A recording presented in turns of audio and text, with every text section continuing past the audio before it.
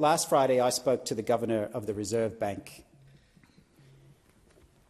We noted how the average income earner on $93,000 can only afford a median house in 3 of Melbourne's suburbs. Some correctly observed that most people purchase a house as a couple or a household, and others noted that the median, as opposed to average salary, is more relevant. So let me outline each, and for those watching, if I could ask you to imagine a table full of M&Ms. And if you focused on metropolitan Melbourne, where I am from, there are only 354 suburbs. You can expand the definition and make it more or less, but let's focus on metropolitan Melbourne, 354 suburbs, 354 M&Ms on a table. And let's start with the assumption that everyone has managed to save a deposit of 20%. And that's a big assumption.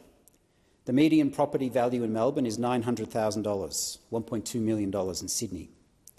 That assumes a deposit of $180,000 in Melbourne, $240,000 in Sydney. Then add stamp duty for both, $42,000 for each. So you require, if you're looking for a median house in Melbourne, a deposit of $222,000 and $282,000 in Sydney.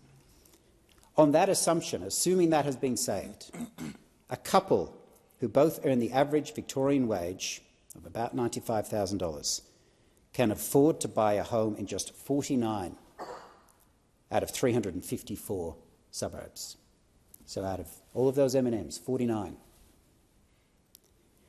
But not every partnership is made up of full-time workers. Some are part-time, some are on parental leave.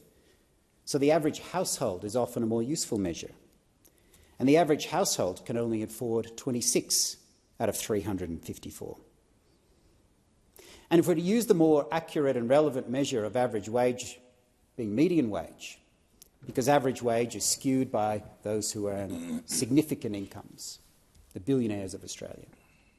So if we use the middle, the median wage, a couple earning the median wage in Australia can afford a total out of 354 suburbs, 0. 0 houses are affordable for a couple on the median wage in Australia. Out of a table of 354 M&Ms, not one. Not one. Now you might say, well, temper your aspirations. What about a unit? Well, Deputy Speaker, out of 354 suburbs, they can afford 15 suburbs for a unit. But let's go back to the assumption I made at the start about deposits. It gets significantly worse if we remove that assumption, which is the reality for most Australians, given after-tax income is required to save that, or you're in the fortunate position of a family being able to help you. So, Deputy Speaker, how long would it take to save 20% of a median house in Melbourne? So how long would it take you to save $222,000?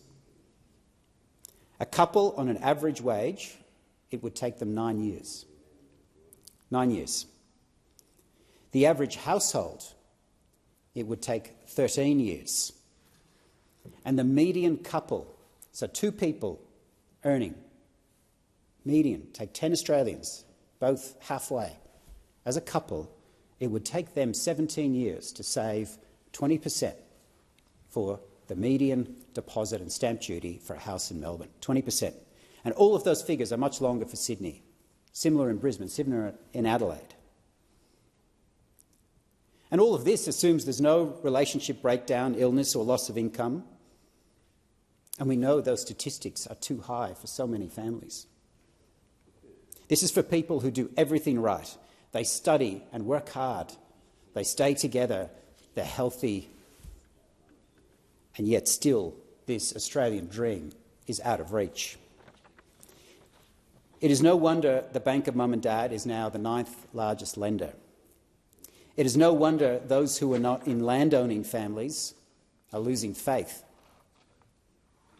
Speaker, migrants move heaven and earth to come to this nation, including like my family, for a dream of a better life. The Australian dream puts a premium on study and hard work over the lottery of birth It's what distinguishes us from any other country on earth. People speak of the American dream, but the Australian dream is far more powerful and leans towards aspiration and opportunity more than the talking points of US presidential candidates. But the Australian dream is now under threat. And solving a problem starts with recognising that you have one.